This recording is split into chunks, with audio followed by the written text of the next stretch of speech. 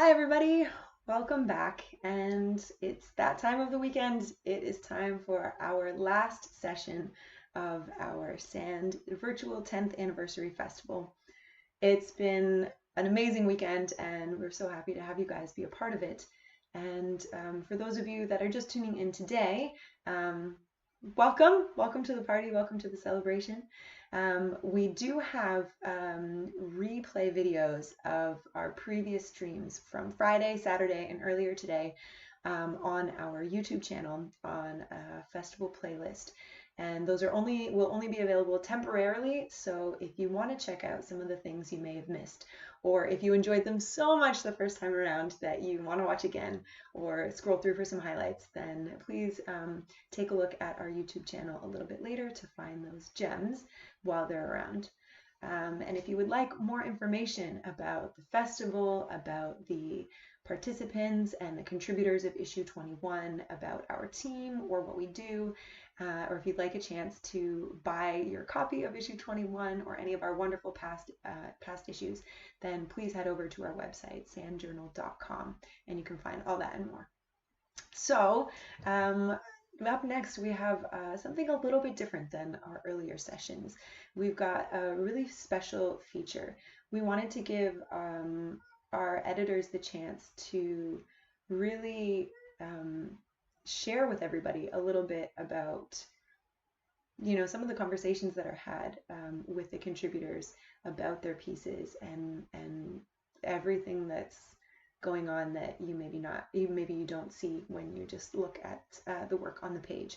So we're really grateful that our editors have taken the time to reach out to these contributors and put this together. And I'm really excited for all of you guys at home to get to see what it's all about. So we will start off with our arts editor, Ruhi Amin, as she speaks with our cover artist, Morgan Stokes, about the layers of the images that we're bombarded with, about the layers of ourselves that we curate, and about the benefits of print publishing for artists. I hope you enjoy.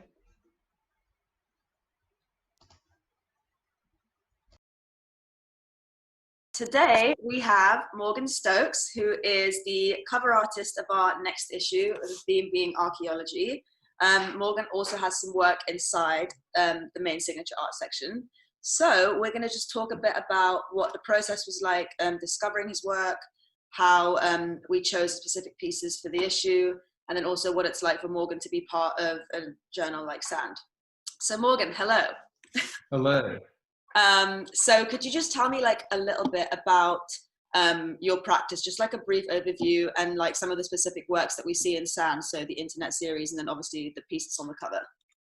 Yeah, cool. Well, I'm an oil painter from Sydney, Australia, and I spent 2019 in Berlin developing my practice. What I'm trying to do is to understand how the digital world's impacting our perception of the real world.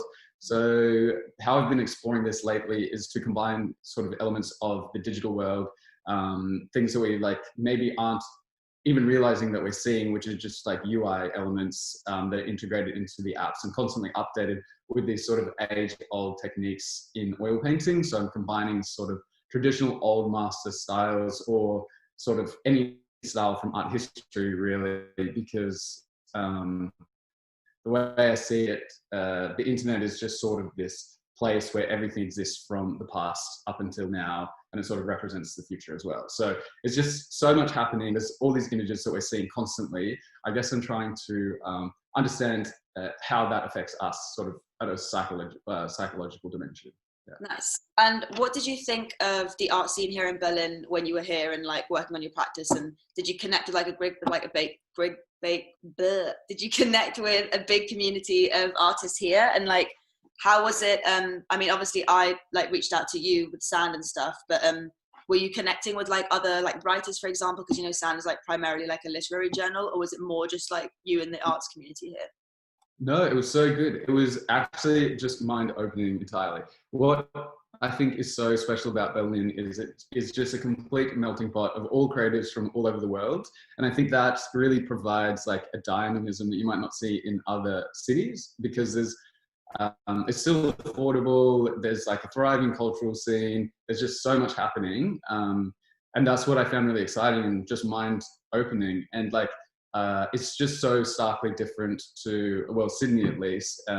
And so that's what I found exciting, just talking to artists. Everyone's, had a bunch of writer friends. Everyone was doing all these creative pursuits. And I think that's sort of complements whatever you're working on. So it's definitely, I think, a unique place to have these sort of exchanges that you wouldn't have anywhere else. Okay, great.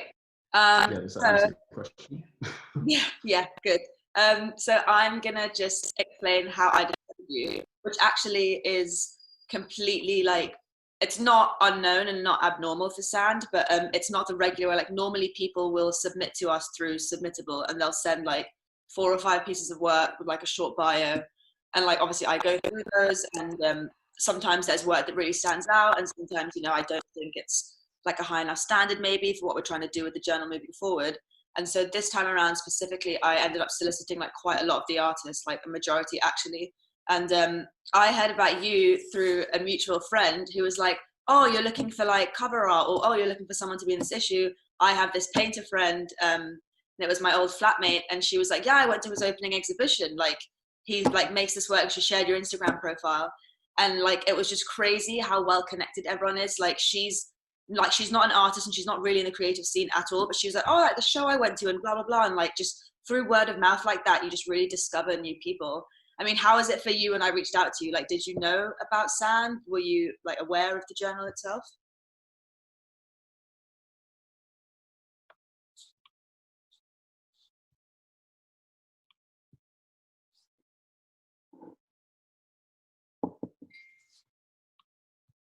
Clarify the legitimacy. It was such an exciting opportunity for me, because like I was really still developing my practice, and so being in a publication like Sand just seemed so exciting and sort of unbelievable. So I mean, it was very exciting for me. I think like one of the advantages maybe of being in a journal like Sand is that it opens up your work to like a whole host of other creatives too. Like, I think globally as well, because like, you know, we really get people submitting from like all around the world, like, and this like the standard of like the writers, the poets, like non-fiction writers, like we have a really like vast spread of art as well in each issue. So it's great sometimes as well, like as an artist, to see your work alongside other practices like that. And I think that as a journal, we're like growing and expanding, like not just like team member wise, but also just in terms of like the type of work that we showcase and direction that we're heading in. It's really exciting. So I think it's a great publication to be involved with in that way, because it's always evolving and adapting. So I mean, it's super exciting for me as well, because I've been art editing at Sand now for like almost 3 years, and as far as I can remember, and as far as like I've seen in some of the issues, it's been a while since we've had a painter as well be the cover, and like have I'm normally like, I've been trying to head in directions looking at like sculptural work or installation stuff, and then like when I come across really good painting, it's just like really hard not to include it, you know what I mean? Like, it's just, we go in like these certain directions, but of course like when it comes down to the kind of work that we put in, it's very much like if there's a really strong kind of, I don't know, theme or concept, which for you actually really kind of overlapped with, like when we say like this theme of this issue is archaeology, it's like I hadn't really seen painting like yours before. There was like a bit of a mystery around it, and this whole idea of like, you take these fragments of like these strangers' faces and create like a narrative or a story. It's like building these layers kind of fit in with the whole theme of the issue so well. And I think for the cover, it's just worked out really well. So we're all really excited about it.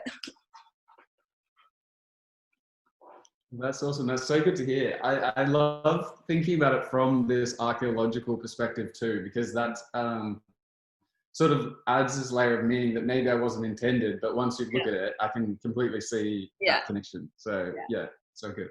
Have you ever been... And I'm so chuffed to be the cover artist too, especially for this issue. And this one's a big one. It's the 10-year anniversary, and like, it's obviously a bigger issue. We're bringing in anthology art from past issues. So like, it's come together really well. The design's like great. And I think everyone was just, they saw your work in like one of our meetings, and they were like, yeah, this is the one, this is it. And I was like, yes.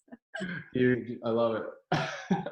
So have you ever been in a journal like Sand before? Or is this like the first time that your work's been like in a publication that's kind of more focused on I suppose, writing at the moment, but we are shifting more towards art. But like, has that been something you've done before? Yeah, no, this is the first journal, that I've been in.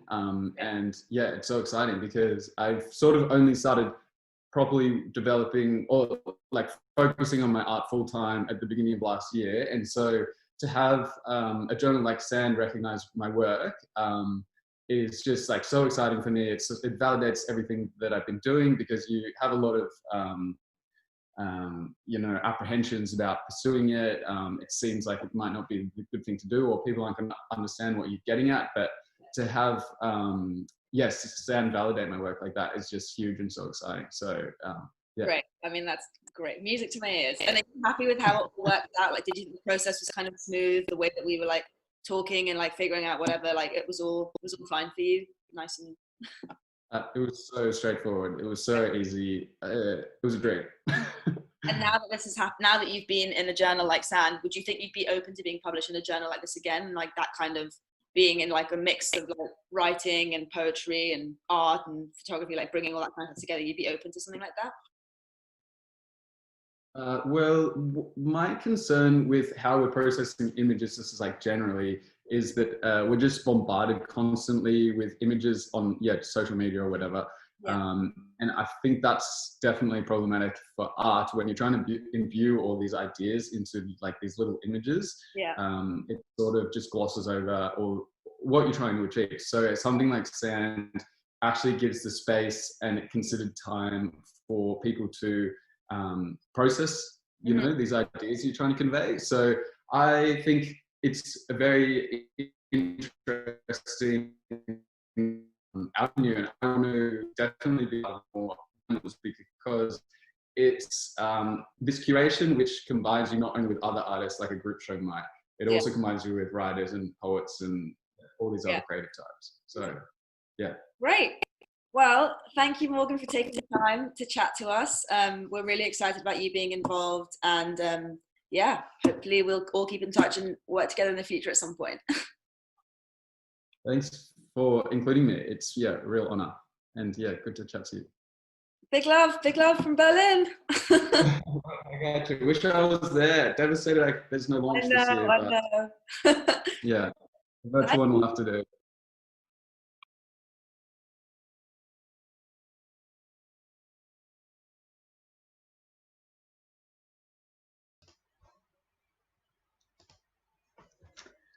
That was great. Thank you so much to Ruhi and to Morgan.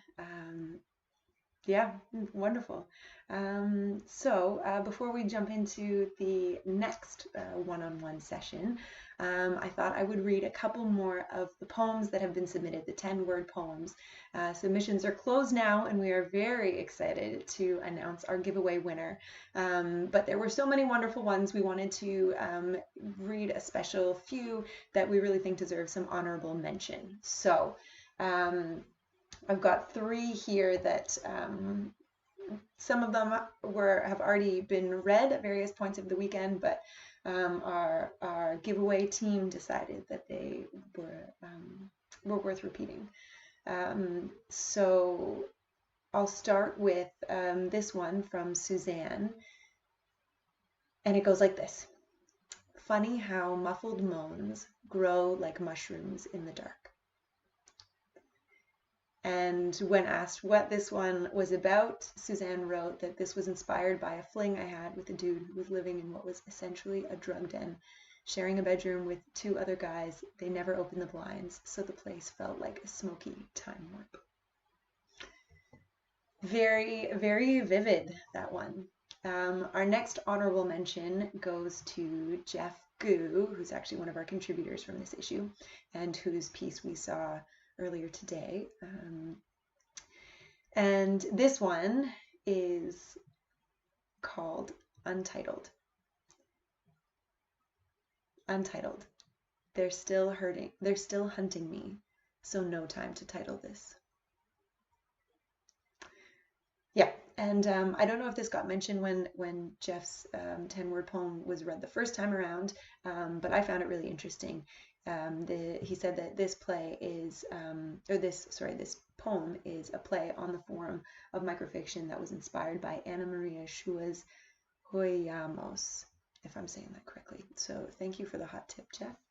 And our next honorable mention is one that has not yet been read, but also has a really interesting story behind it. So I'll read the poem first, and then I'll share the way that it came to be. And this one is by James Kearns. Any torn tree will feel sanctuary sighs, accepting aches, knowing tendernesses. Really beautiful. And this one, I'll just read what he said because it is very interesting.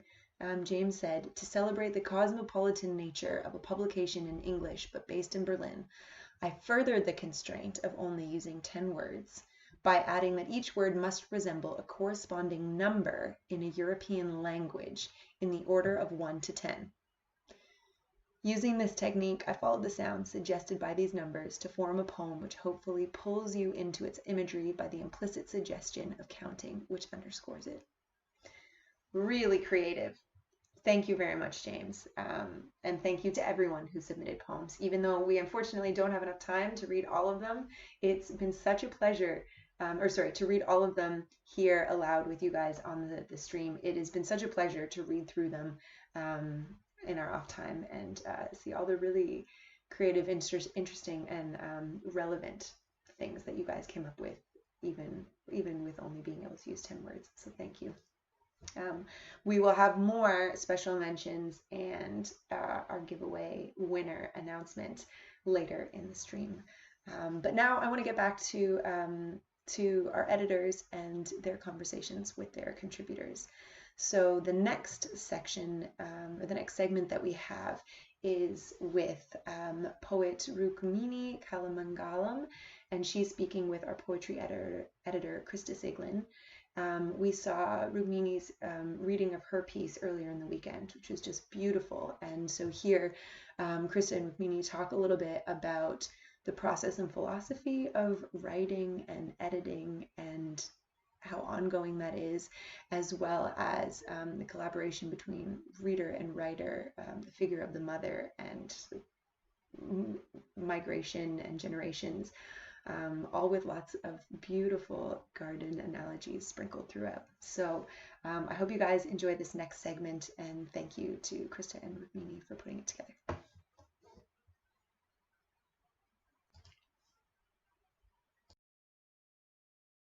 Hi, I'm Crista. I'm the poetry editor of Sand, and I'm joined here with one of our fabulous contributors who has graciously agreed to do a one-on-one discussion with me. And I'll let her introduce herself. Hi, yeah, thank you. I'm Rukmini. I am a page and performance poet, originally from Houston, Texas. And thank you to Sand for giving my work a home. Fabulous. So my co-editor Emma and I have put together some questions for you, and I'll just go ahead and start. We really admired the space of your poem on summer days, Mother Gardened, and it got us wondering about how you conceptualize your work as it develops and what your writing process is like. Right, so I think this poem started in a very complicated place. My relationship with my mother is complicated, and it's very tied into my concepts of femininity, and especially as an Indian American woman, what I think it means to be a mother. And so I think I was cooking actually for my grandparents, and I was looking out, and we have just started this garden. And you can see the tomato plants are just beginning to flower, and it made me think about like the way that like a garden provides, right? And then the ways in which it also like it begins and it ends, and it has these like cyclical patterns, and it has so much life, but it also contains death. And gardening was something that I did with my mom a lot when I was younger, and so I think I started the poem from that place of like confusion and a little bit of chaos, and I saw something that made me feel like some clarity, the little like, bright yellow flower on the tomato plant. And I kind of went from there, and it kind of spiraled out of that place. Oh, that's a beautiful beginning. Like very, very experientially based. That's really lovely. Also, okay, so the next question I have for you is, you edited your work after we accepted it, and so it sort of underwent a transformation which made two versions of this poem which were very unique from one another, which got us to wondering, what is it like for you to edit your work? Yeah, I will say that the editing process was something that I felt really deeply that I had to do, because I felt like there were things in the poem that I had maybe glossed over or stated somewhat vaguely that now I have some more clarity on and more depth in, like crevices kind of that I needed to pull things out of. And I think in that process and trying to draw out my real truth, I ended up creating something that was new and a little bit more grotesque and maybe a little bit more monstrous than what I originally had.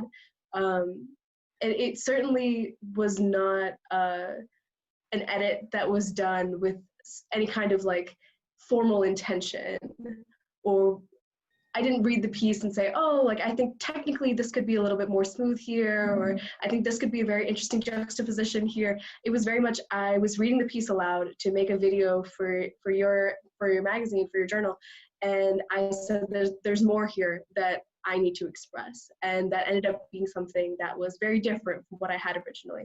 And I think both things are true, and both poems are me, just me at different points in time, and me in kind of different spaces almost. And I think it's actually phenomenal that we get to experience both versions. The second version you are performing for us, and then the first version will appear in print. So I think it's also really cool to have like this palpable transformation. It ended up like really deepening what you gave to us, and I'm so grateful for that. So thank you for your work and time on your own poem.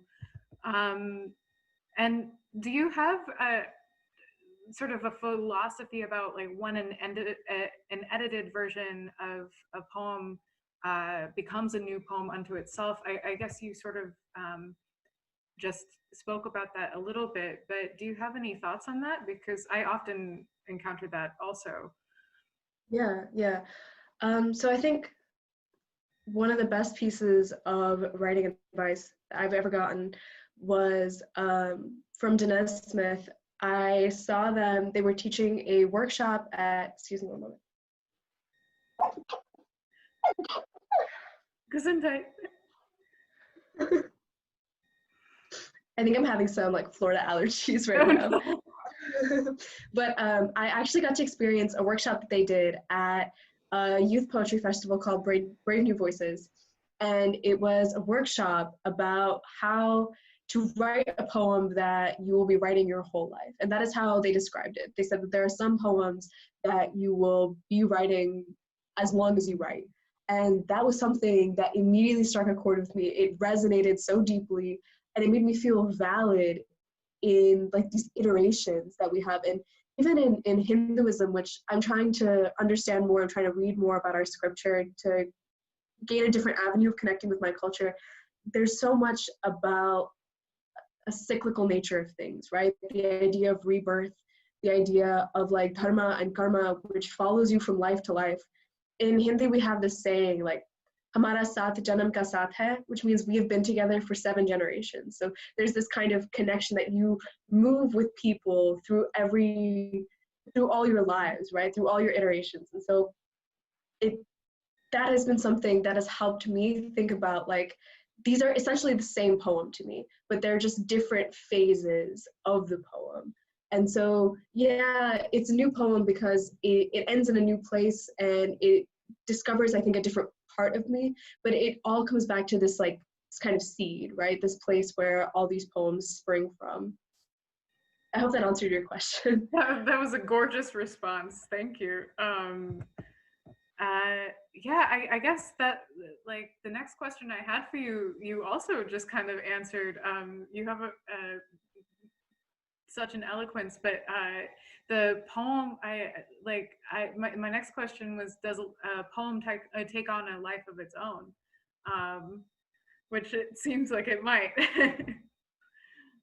Yeah, I think so, for sure. I think that, a poem, you need to support it, right? Like, you build this like trellis, and this poem is like this little tendril winding its way up, and eventually like it doesn't need the trellis anymore, right? It just exists and it just blossoms without you for the most part. And I think too, like, that's something that I've had to really keep in mind, especially in this process, especially like having submitted the original piece, made like some vast edits, and now returned to the original piece.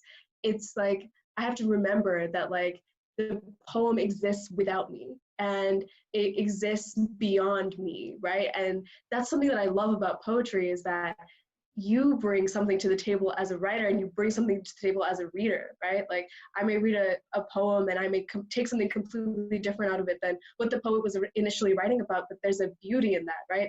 And that is what poetry is, right? So I think someone once told me that, like, I think it was Alicia Sotelo, actually. She is a poet that I was very fortunate to work with for some time in Houston, but she said that poetry is like seeing a story or seeing truth through a crystal bowl. So it's there, but it's not disguised, but there's a veil around it, and there's a beauty about it. And it's not hidden so much as it's made unfamiliar, right? This theme in poetry, this motif of like the surprise and the unfamiliar, and the familiar turning into bewilderment, and that allowing you to see something new in what you already knew. So I think that has been very important to me in thinking about like poems, especially old poems, or poems that I feel like I've moved away from in some sense, to know that they exist outside of my own capacity to create as an artist.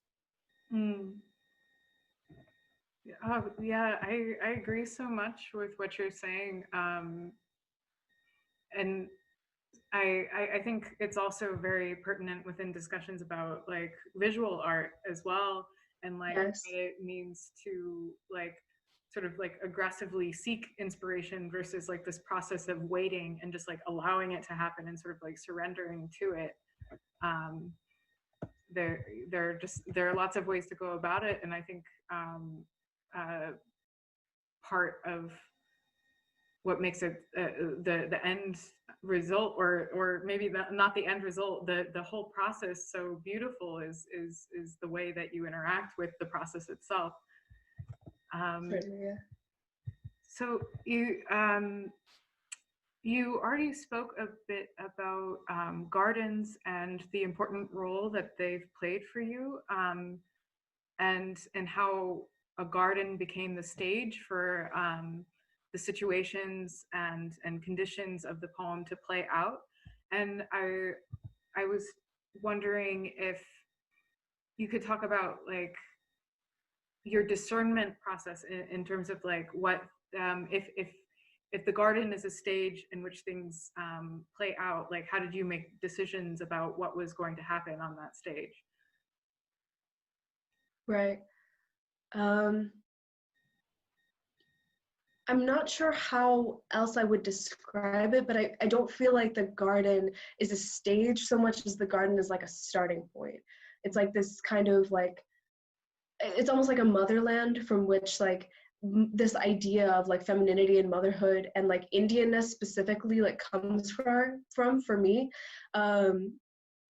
Because, here in the United States, like being part of the diaspora, there are things that you don't get in grocery stores or that are difficult or expensive to find. And then there's this incredible practice of like, you'll go to a gathering and you'll meet someone and they'll say, oh, like I have a curry patti plant, or I have this specific kind of mint, or I have an Indian basil. And you're like, oh, wow, I haven't eaten that in so long, or I haven't been able to find that. And they'll gift it to you, right? They'll give you a cutting and you put it in your soil, and then it grows into a plant, and then you have the opportunity to do that for someone else, right? For someone who shares that kind of and it's something, there's something shared there that's beyond just like a flavor, right? I think for Indian people, like cooking is so much more than just like the process of creating food and the process of eating it. It's also like very much entwined with like how we share love, right? Or how we, like what our love languages are. And then for that to happen here, like thousands of miles away from like where we originally came from, there's this like idea that we are taking care of each other in this way, right? That we're showing up for each other, that we're building a new sense of community and culture that is also reliant on like where we come from and our history and our ancestry, but something that can adapt to the kind of strange and unfamiliar situations that we find ourselves in now. And so I think like some of my best memories are working with my mother in the garden, planting lemongrass, planting, you know, kari patti, planting all this stuff that like then made our food like so flavorful, like not just with like the actual spice or the actual flavor, but with also like this knowledge that like we created this, right? We came from a place and now we've landed in a new place and now we're making space for ourselves here. And I think that that is just beautiful. And the work that I have been able to do with some like urban gardening projects, like that, it blows my mind really, the way that we have been able to take like spaces that were not made for us and make things bloom in them, regardless of how we've had to change or adapt to make that happen. Wow. That's a beautiful way to put it. I like that you shifted away from like the stage analogy. I think like a starting place is a really beautiful way to put it. And for the next question Emma and I had, we noticed that that motherhood as like a concept or an idea shifts throughout the poem. And you had mentioned before that you have a complex relationship with your mother. And I get through the poem, we noticed that there's like a specific or like a personal mother figure that feels like it could be the speaker's or your own. And then almost like a shifting into more of an archetypal mother. And then you also mentioned like this anticipated role of motherhood that the voice of the poem takes on as well. And so I was wondering if you could expand on that sort of progression or that evolution of the concept throughout.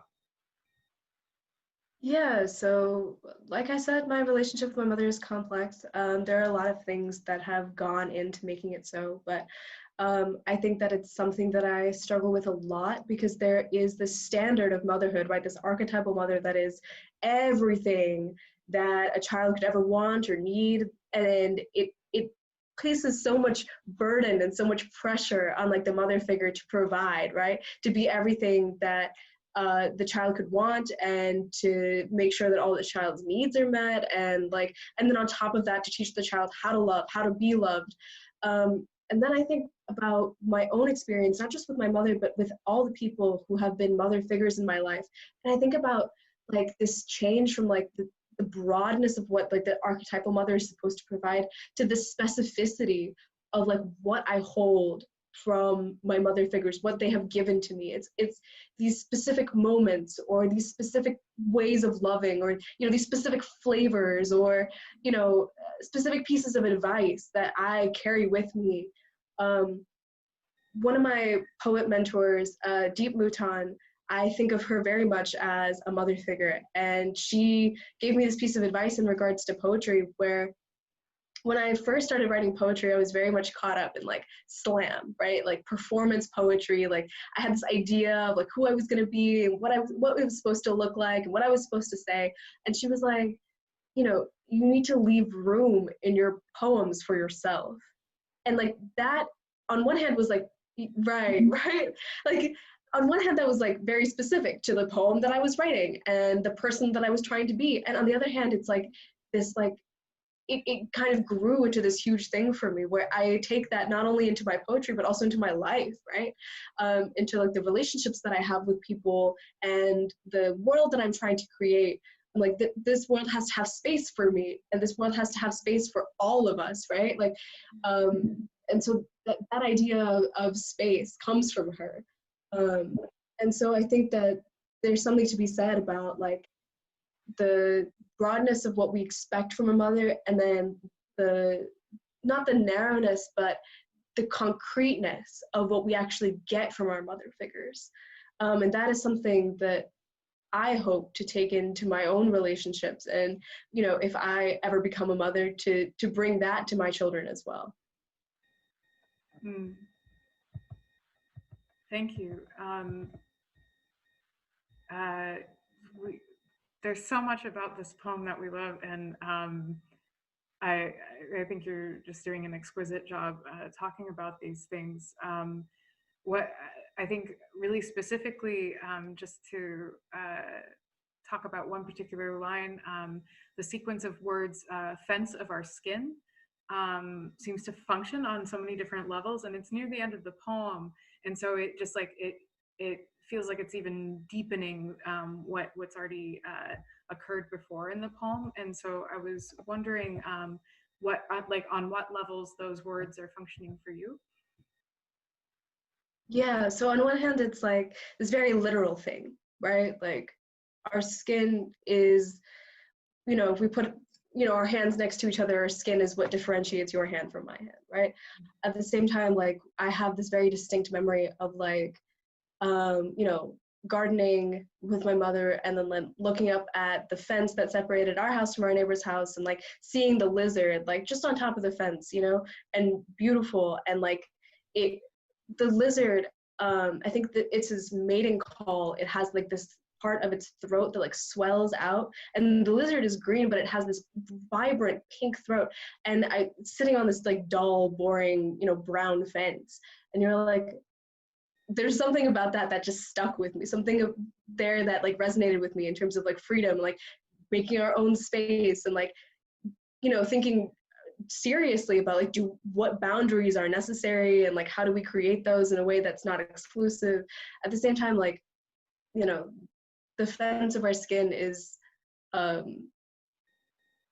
me also a representation of like the distance that is created as a child grows up, and as a child, like as I have learned to see my mother as a person and not someone who is a part of me, because she always used to say to me and my sister when we were children that like we are all like one person, and ultimately like I came out of her, right? So it makes complete sense, like we exist in like this solid, like just this tight-knit pack, and that the three of us are just on a boat, and we're riding through this world together. And then sometimes you get too big for the boat, right? Like, and you're no longer attached to your family in this like very like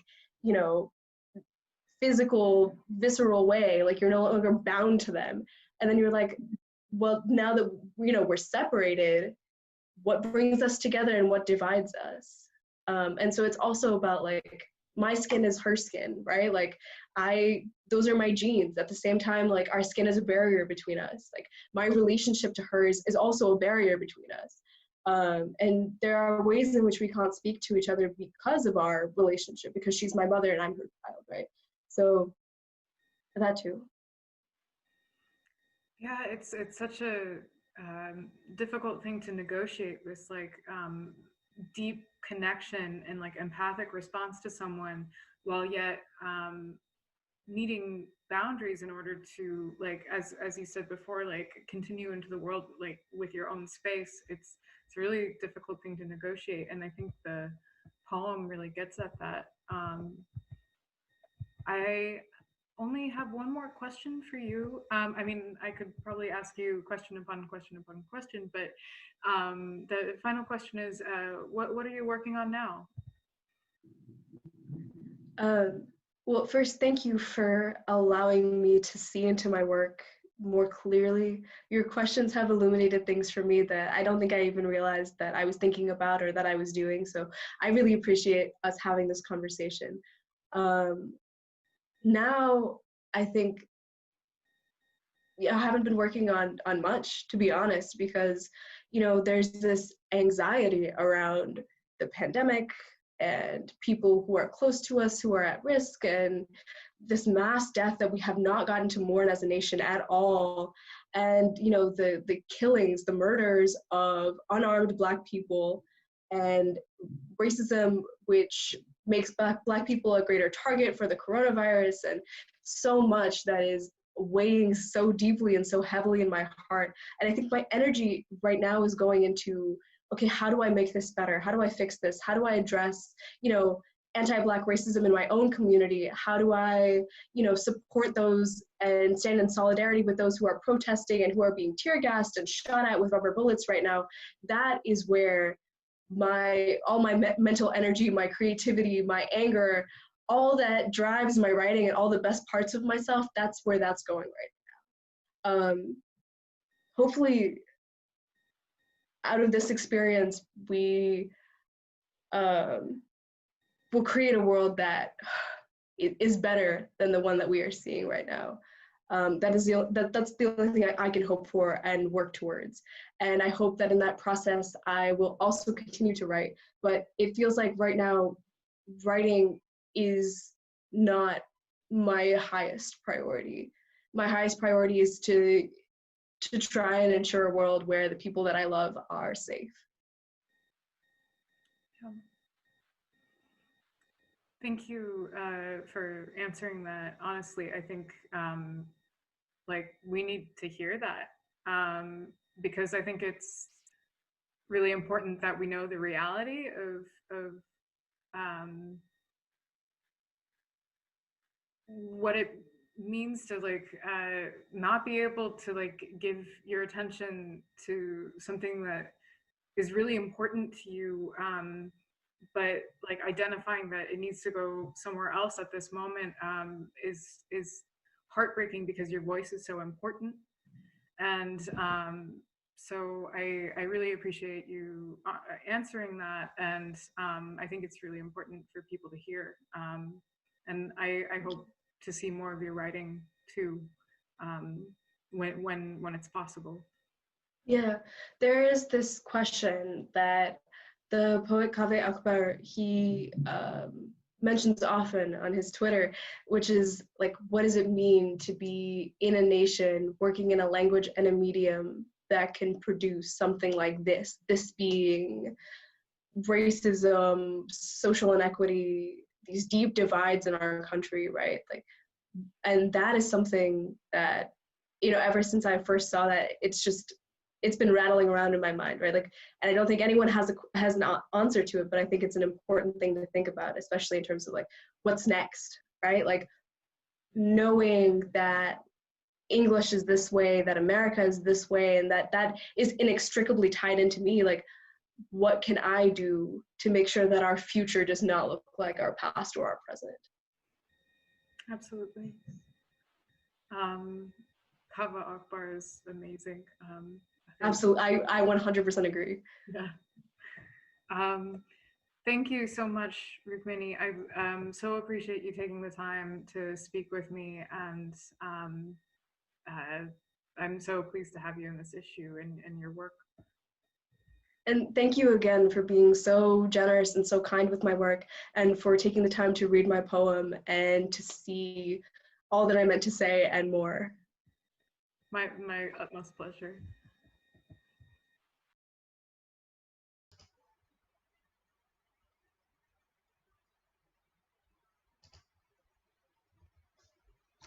Thank you so much to Rukmini and to Crista for that really, really enlightening and moving conversation. We feel so so lucky to have been able to feature that as a part of this festival. And I think there were so many wonderful ideas that I know I'll be thinking about well after today is done.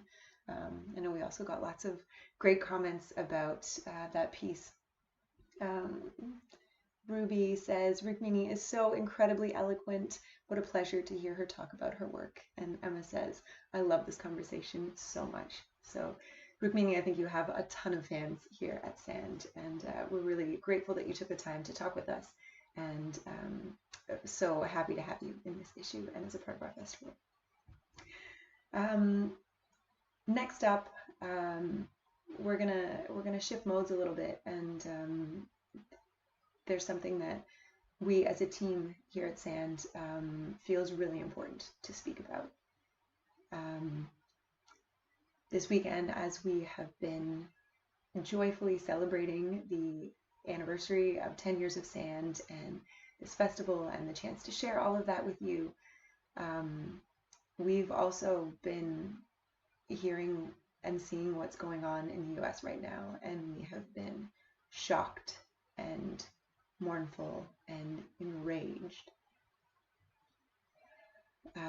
Rukmini and Crista talked about this a little bit in their conversation that we just saw, and many of you who have submitted poems, 10-word poems for the festival, have also written on this topic, and we think that it is one that needs to be talked about and not just talked about.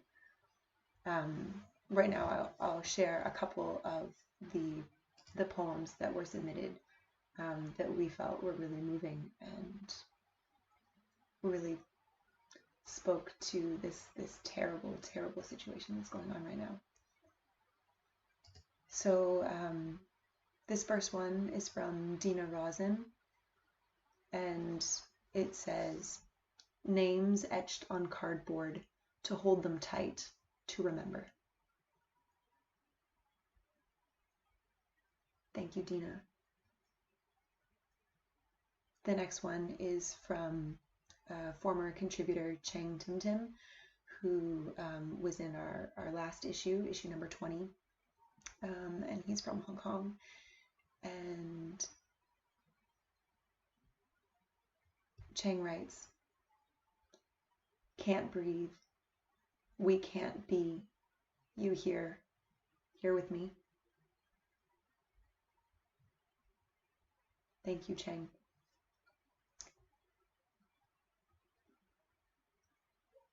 As we were putting together this issue and this festival, and we were looking back through the archives of SAND, and there were a number of pieces that stuck with us and jumped out at us. And there's one in particular that we have thought about a lot this weekend, and that's from Michael Brown Jr., who was featured in SAND number 14 with his poem Holy Bronx. Our words feel really inadequate right now, but we just want to say that for all of you fighting to end racism and racist violence, we stand with you. And though we might not have the perfect words, we hope that in sharing Brown's words, that they might be able to speak to your sadness, shock, and anger the way that they've spoken to ours. So thank you.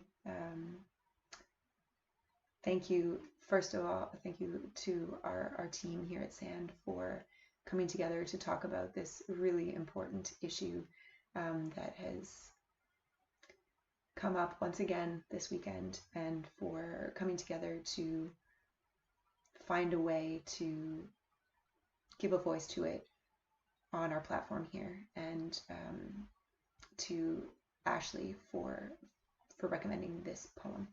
So this is Michael Brown Jr.'s Holy Bronx from SAND issue 14. Lord, raise the souls of these boys like leavened bread from the bodies weapons wrought death upon. Free them from their burial beneath corner store memorials, their souls incarcerated in murals, in memories of flesh, studded with gunshots and gaudy belts, haunting the blocks where they hung like the lynched, living remnants of Reconstruction, writhing on ropes, standing outside bodegas until some light yet lingered, pale as the piss passing outside my window in streams, silent as sirens seen flaring in the night, off along the highway outside, bidding these black boys to rise from lotus dreams, to be received by the women with walkers still waiting in the arch between the buildings and the sun. for their children to sail home on school buses, through the same streets ambulances once charged through, picking lifeless bodies off the pavement. Streets they once charged through, delivering infants, ready to receive the world, breaching the bellies of these women who would see each rising of the sun as another series of struggles come from raising these boys in a city with summers that rage like hellfire, hot as the branding irons used to claim the souls of slaves.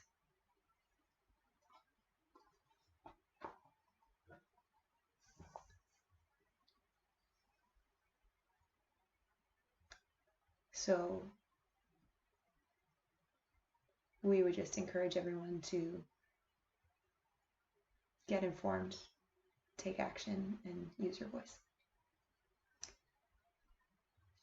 Back to our festival programming, we've got a really, really great feature, a lovely conversation between our prose editors, Ashley Moore and Melissa Richer, with the Mexican author Karla Marrufo Huchim and literary translator Allison A. deFreese. And they will be talking about translation as collaboration, the voice of the main character and narrator in this piece, Mayo. And we are lucky enough to be able to hear Carla read an excerpt from this piece in the original Spanish. So thank you so much, and I hope you enjoy.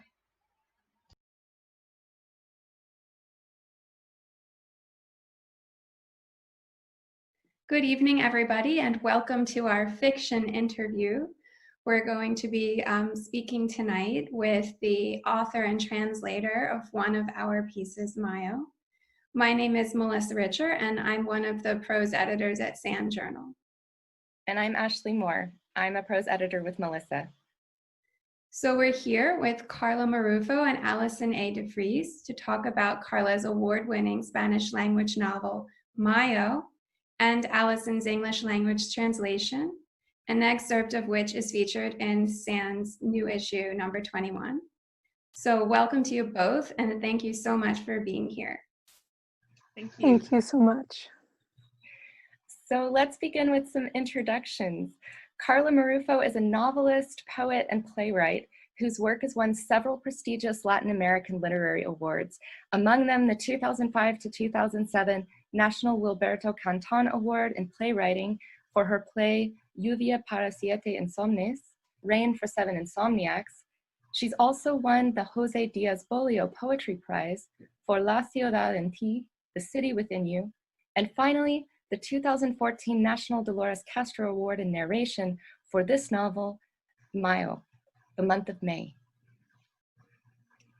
Allison A. deFreese is a translator whose writing and literary translations have appeared in 60 magazines and journals, including Asymptote, Solstice, the New York Quarterly, Quick Fiction, and Southwestern American Literature.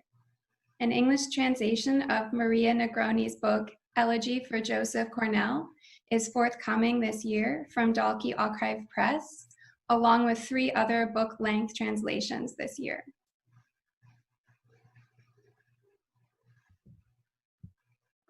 And before we get to the reading, we'd like to introduce you to Mayo. The setting is a decaying house surrounded by the lush foliage of the Yucatan Peninsula's hottest and most humid month. The novel explores isolation, loneliness, memory loss, and the way our personal stories and family narratives evolve over time. In chapter 1, which we'll discuss today, an older narrator, aware that she is losing her memory, lives alone with her cat Tiresias in a house that was formerly a law office. Outside, the flame trees are in bloom, and inside, water from condensation slowly drips down the walls. The narrator recounts stories of life and death spanning 3 generations of a family's experience in a small town in the Yucatan. Mirroring the condensation on the walls, the narrator's drip of memory drifts through what has been forgotten and is later remembered in new ways. And now we'll hear Carla read from chapter 1 in the original Spanish. Gracias. ¿Sabías que hay una palabra portuguesa muy parecida a tu nombre? La olvidé, pero significa recuerdo o recuerdos, como enviarle saludos a alguien. Si pudiera acariciar al gato, la recordaría, así como recordaría sacar la basura cada viernes y cerrar la puerta del refrigerador, la puerta de mis lágrimas y todas las ventanas al salir de casa. Hay tanto silencio. Cuando tú callas, la casa se ensucia más rápido. ¿Lo has notado? Eres un polvo obstinado traspasando ventanales para acomodarse en los rincones guardados bajo llave. Quizá por eso Lola no soporta este lugar. Aún conserva la calidez hipócrita de un despacho jurídico. Y yo le doy la razón. Si seguimos así, podríamos rentarla para servicios funerarios. Es un negocio fructífero. La gente nunca dejará de morirse, de callar, de ser viernes. Ven, toca la pared. Está llena de burbujas oscuras. Hay tanta humedad. La madera se infla. Yo me he inflado. Hay días en que me siento rodar, flotar, rodar. Como en aquel parque donde girábamos cuesta abajo muchas veces hasta cansarnos, hasta llegar al pie del cerro donde el pasto crecía verde y mesurado. ¿Te acuerdas? ¿Cuántos fines de semana? Llegábamos y había una algarabía infantil diciendo que todo iba a estar bien. Y comíamos sándwiches y tomábamos jugos de frutas y los payasos inflaban globos en forma de perros. Los perros pasaban con sus formas de globos para luego explotar al pie de las carreteras. En ese entonces, las burbujas eran claras y todo estaba bien. Deberíamos volver a esa ciudad y alejarnos un rato de esta tierra tan plana. ¿Ya viste cómo me mira Tiresias? Siempre me ha intrigado saber qué piensa cuando sus ojitos verdes se hacen inmensos al apuntar hacia los míos. Me recuerda aquella película, ¿cómo se llamaba? Donde se preguntaban si en vez de estar humanizando a nuestros animales, no serían ellos que nos están animalizando a nosotros. Luego a Lola se le ocurre traer de vuelta esa canción, la del maestro que enseñaba a escribir a unos cachorros. Era zoofílico. ¡Qué canción tan tonta! A mí me hace reír con una ilusión pasajera y recordar los animales, las burbujas que andan por la vida con la memoria descompuesta. No ha pasado mucho tiempo y sin embargo las cosas se me van borrando y se mezclan. A veces tengo la impresión de que el pasado es una casa descolorida frente al mar, condenada a la caricia hostil y cotidiana de la arena, de la sal arrastrada por el viento. Lola insiste en las vitaminas, los jugos de pescado, las cápsulas de algas. Dice que debo dormir, con sueños tranquilos, sin agujas en las sienes, 8 horas, 10 horas, 1000 horas, dormir para siempre. Pero hay un sol maligno dentro de mis sueños dibujándome hoyos negros, despertares agitados cada 40 minutos. Lo vi en la tele. La chica rubia de boca pequeña lo decía, una mancha oscurísima en el centro del fuego solar. Habrá que verlo.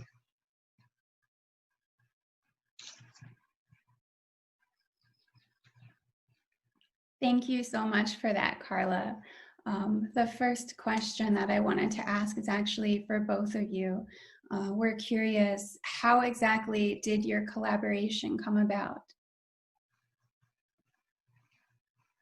Allison? Allison, you're on mute still. Okay, yes, I know I can be soft-spoken, but that was a bit much. Well, I've been traveling to the Yucatan and to the south of Mexico for many years. I used to live in Mexico. So before I knew Carla, I met her work. I had read 1 year hundreds of works of authors from the south of Mexico, and I happened to read Carla's book of short stories, Arquitectura de lo Invisible, Architecture of the Invisible. And based on that, we contacted each other, and the collaboration went from there. At this point, I've translated poems, a short story, and then Mayo from Carla's work.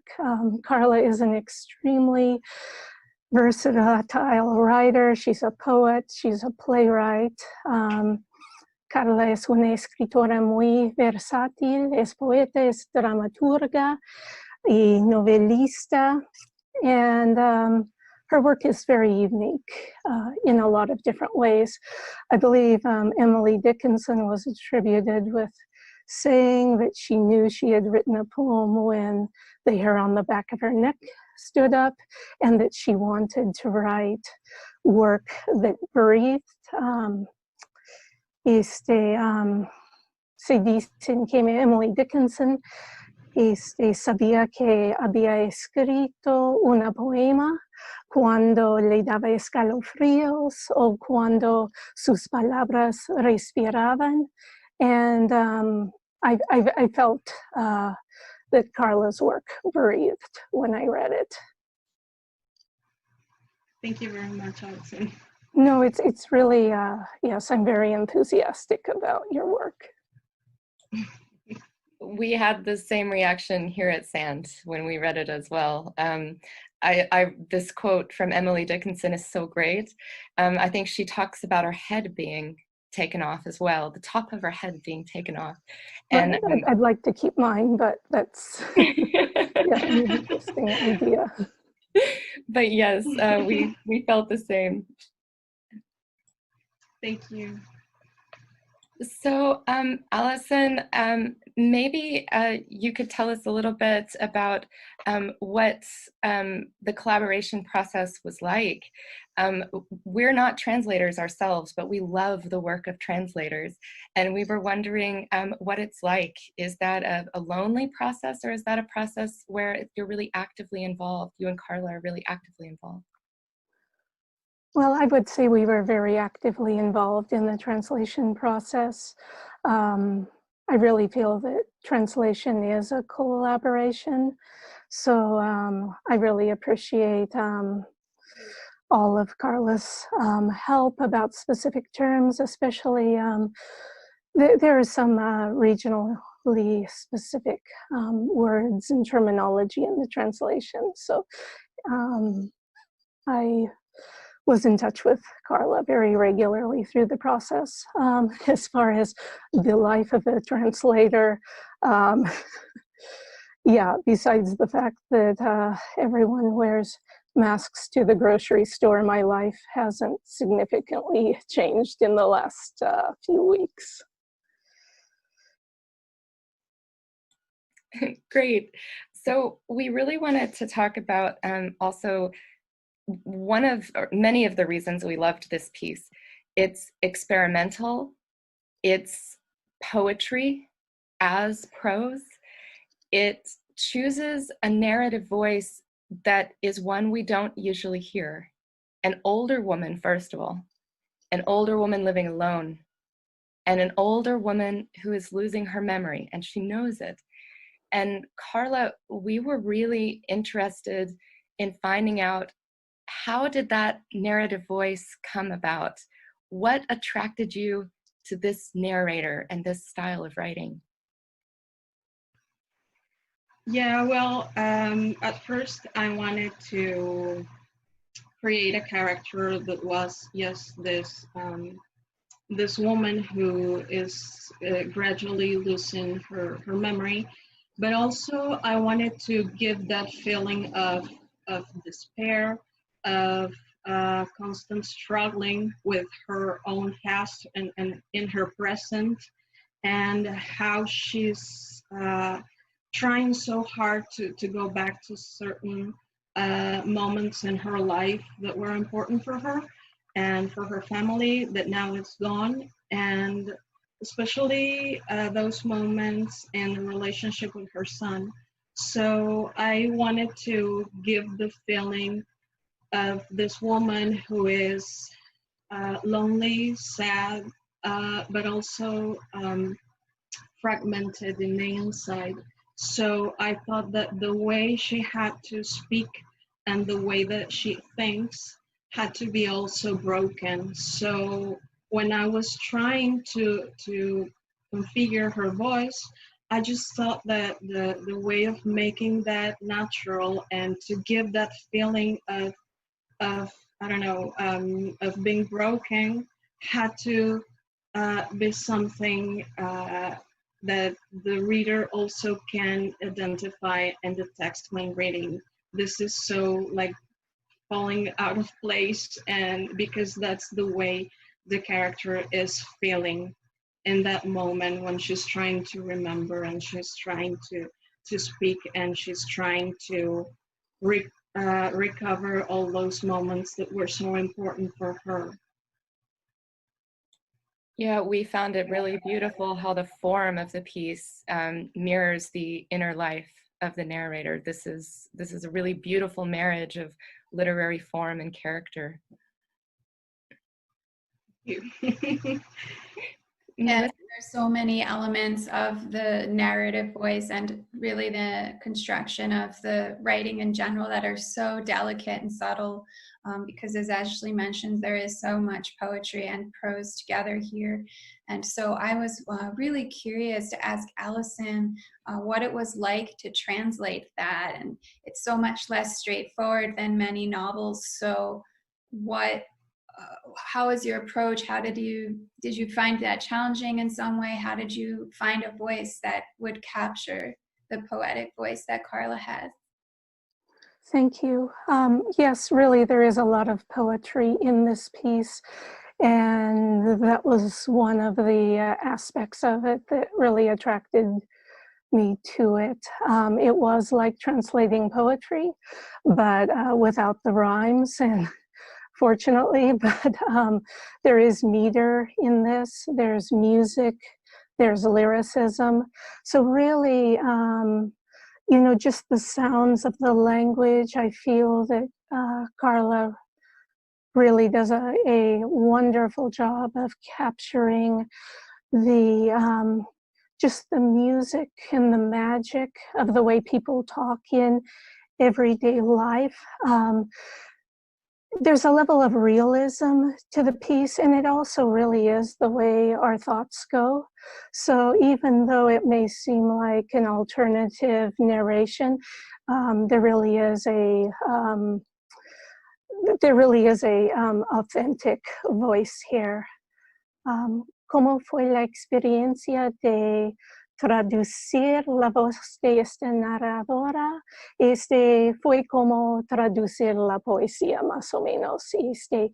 Es una obra muy lírica y con mucha música, y creo que Carla es una poeta y tiene un oído para la sonoridad de diálogo que se usen en la vida cotidiana. So it was just really a pleasure to get into this language.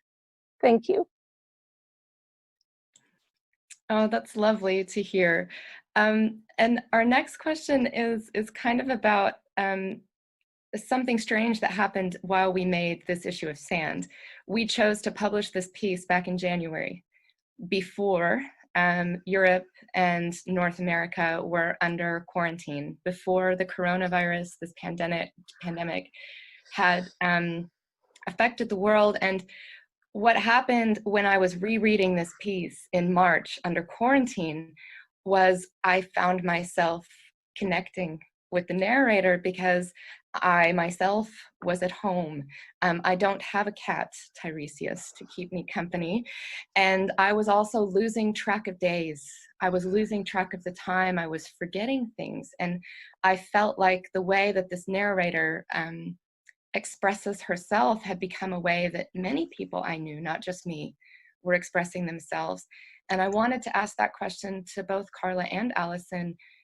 How do you read this story differently? Do you read your own work, Carla, differently now in this time of global pandemic? Or Allison, as the translator, do you read it differently as well?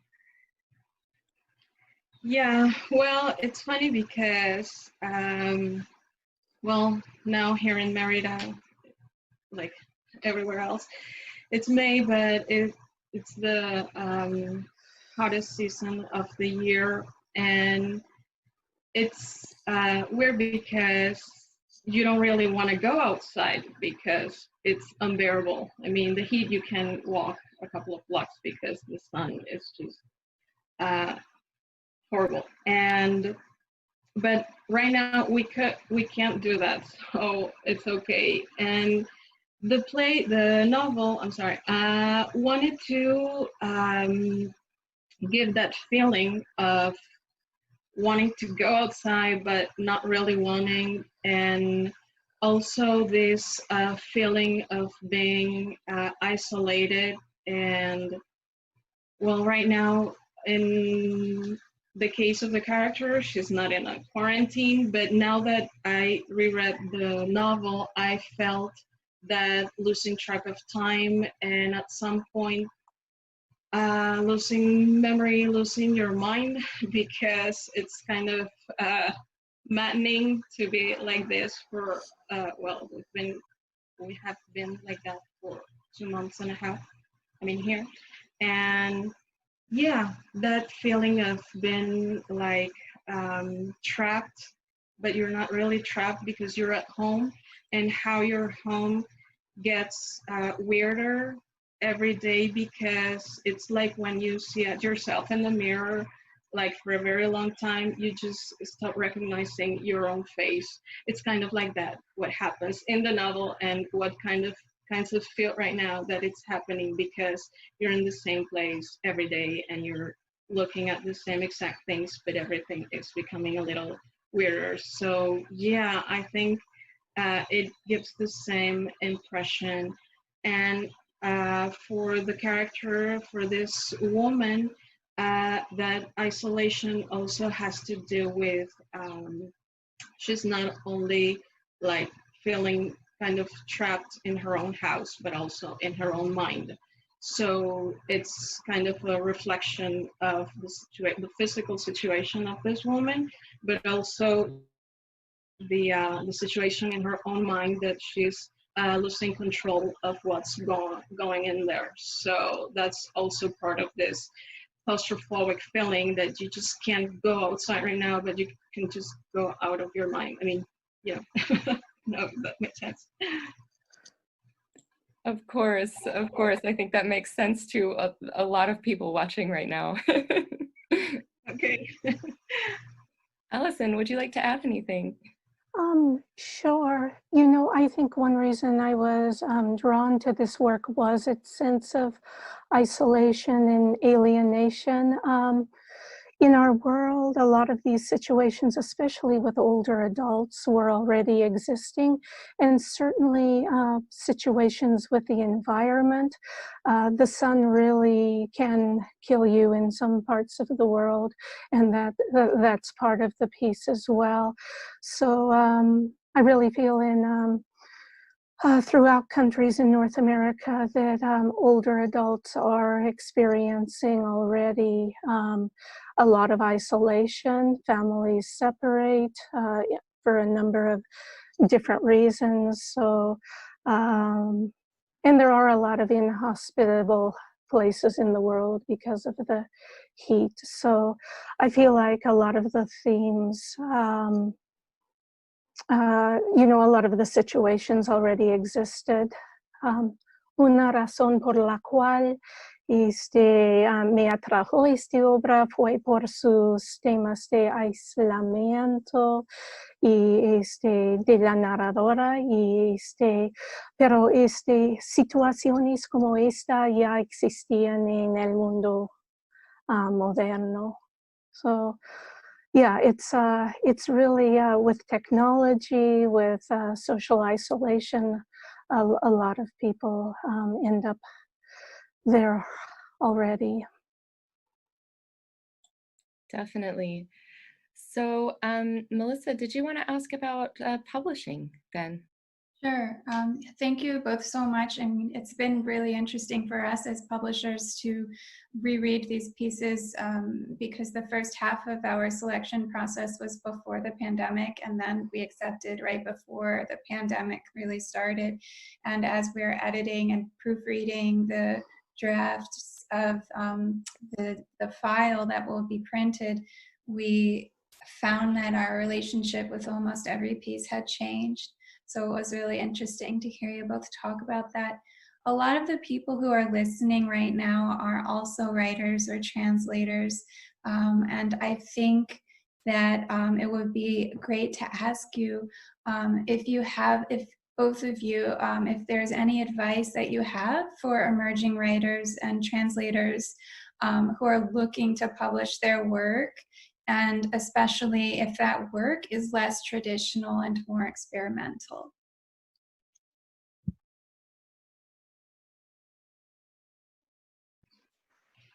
Well, I think that one of the most important things to try to do, if this is the case, try to connect with projects, websites, and all different kinds of groups that are in this, that are related to this kind of creation, of this kind of creative writing. And because I think that the most important thing for you to get other people to know your work is to build relationships with other people in your local community, in your city, in your country, and of course in any other place where you can establish those relationships, because at the end I think that's the most important thing to connect and to make a richer experience of this kind of creative writing that is not usually published and difundida. I don't remember the word. Distributed, I think. And I would add to that, just read a lot. The first step to getting published is to read. Recomiendo que leen más de la cuenta para traductores o traductoras que leen en ambos idiomas, that you read in both languages. I would have had more advice about this, maybe more suggestions about this back in March. A lot of small presses, a lot of libraries, a lot of readers aren't buying books right now. So la situación ha cambiado y hubiera tenido más consejos tal vez a principios de marzo. But I really advise you to read a lot. In order to translate well, you have to really love words, you have to love reading, and you have to know your audience and your market. SAND is a wonderful international journal, and I've been following you and reading you for several years before I began submitting a piece like Mayo, but you really have to know what who your audience is and what different magazines and journals are publishing. If not, you can end up wasting a lot of time. But if you do your research as a translator, as a literary translator, then it's it can be, it's really like collaborating. Es una colaboración y es un arte. It's a collaboration and an art to find the right placement for the right piece. So just read good work and translate the best work you can and do an excellent translation. So that's my advice. You know what? We actually had a couple more questions, but I just love that answer so much. It's just so positive about reading, about the beauty of reading and loving words. That's why we're all here. Why we're here in 3 different countries, in 3 different time zones. This is the reason why people are watching you, why they tuned in to talk to you tonight, because we all love words. So this is a time when I think they're just so important. Words are just so important. This story is important right now. And I think we're running a little bit out of time, aren't we, Melissa? Yeah? So maybe then we'll come to a conclusion, unless you had any quick questions for us. Okay, great. Then thank you both so much for being here in your different time zones. I hope that you both stay healthy and safe, and that all of you out there stay healthy and safe as well. I also hope that you'll pick up a copy of SAN number 21 to read the first chapter of Mayo in English, or if you would like to read it in Spanish, you can actually find it from the Ayuntamiento de Aguas Calientes, Mexico. So thank you both for being here. Thank you, Melissa. Thank you everyone for watching, and we'll say goodbye. Yes, Bye. thank you. Thank you so much.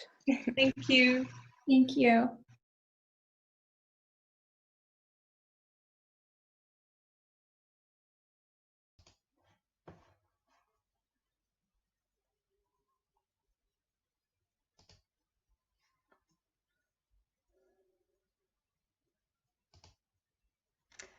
That was so wonderful. Thank you so much to Ashley and to Melissa, as well as to Carla and Allison for being with us and sharing so much with us about, yeah, just about everything. That was really great. Thanks, guys.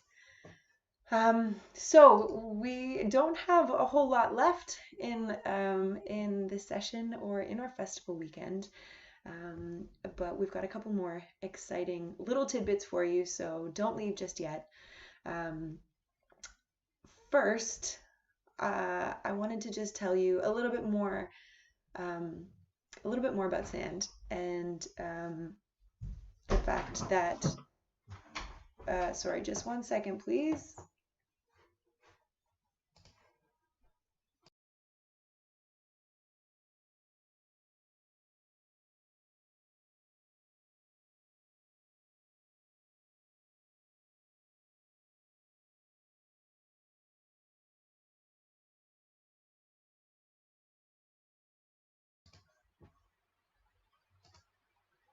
Sorry for that little hiccup, but we're back, and basically I just wanted to take this opportunity to remind you to check out our website, sandjournal.com, to find out more about what we're doing, who we are, to find out more about the contributors who are featured in this issue number 21, to find out more about the festival that we put on this weekend.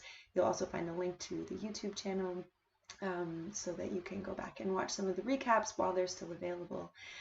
And most importantly, you can buy your PDF copy of issue 21 right now, or pre-order your print copy of issue 21, which will be shipping to you in July. And what you can also do is you can click that donate button. We are a team of people who, for whom this is really just a passion project, and really this is a labor of love. And though we are lucky enough to have benefited from a small stipend from the Berlin Senate this year, it's the first time that we've gotten that kind of funding, and it's been 10 years of a purely volunteer-run nonprofit. We're still nonprofit, but 10 years of purely volunteer-run organization. And with everything that's been happening this year, we are also feeling the effects of quarantine and of shutdown and of bookshops being closed or running at limited capacity. We're feeling the effects and the impacts of book fairs, and like rightly so, being unable to operate for the time being. We're feeling the impacts of not being able to have a physical launch with the physical copy of the issue on display and ready for you to buy right there, right now.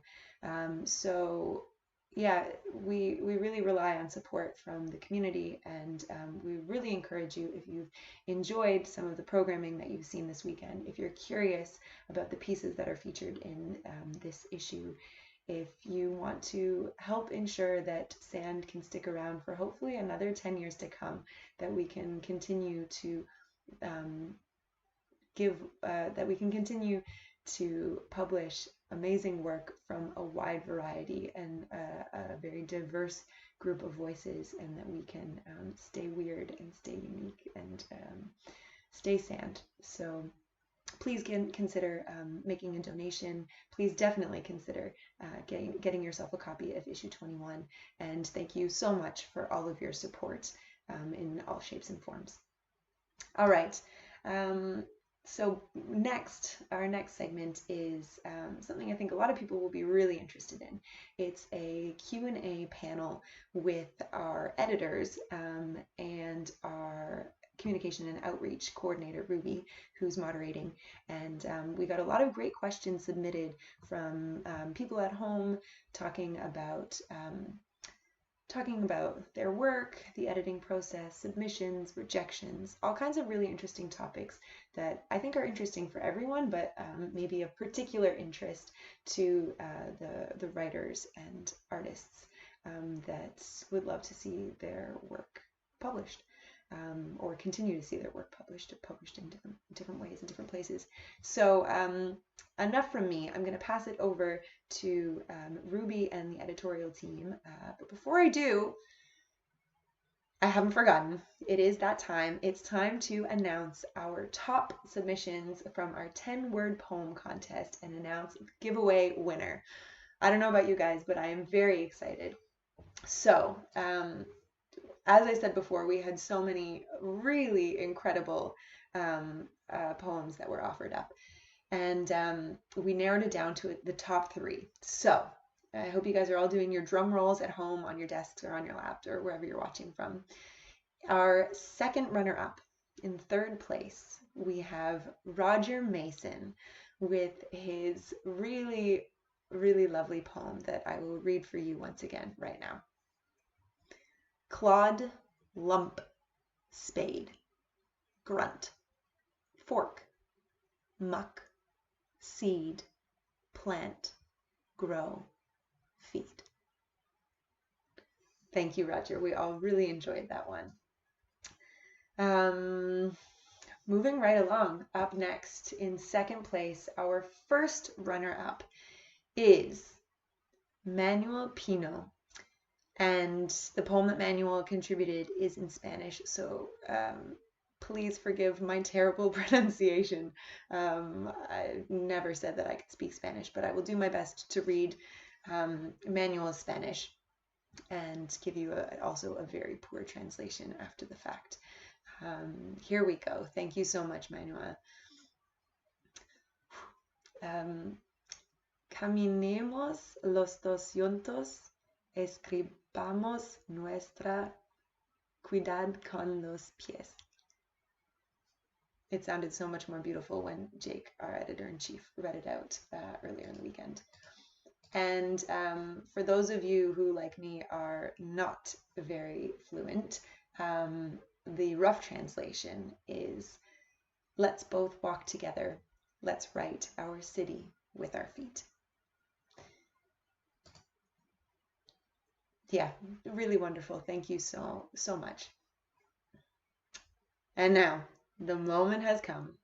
Our first place winner, the one and only winner of our sand voucher, which we will get in touch via email about to give you access to that on the Sand web shop. The winner is Ojo Taye. I'm sorry if I mispronounced that. And Ojo's poem is this one. Here a circle of bloodletting. Here we bury milk names. Thank you very much for that.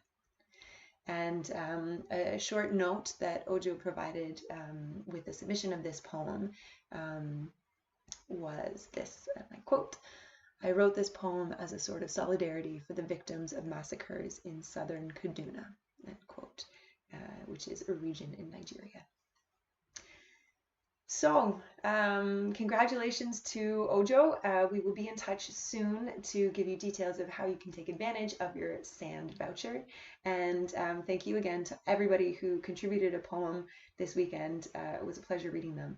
And even if you didn't win, I still encourage you to check out the web shop and consider getting yourself a copy of Sand. All right, so thank you again so much for joining us. This weekend we've had so many incredible moments that we feel so lucky and so privileged to have been able to share with you guys at home. And yeah, it's been a ride this weekend. So here is to 10 Years of Sand. Here is to issue 21. Here is to all of us in this together. And here is to our editors and Ruby, who will be answering some of your questions. Enjoy.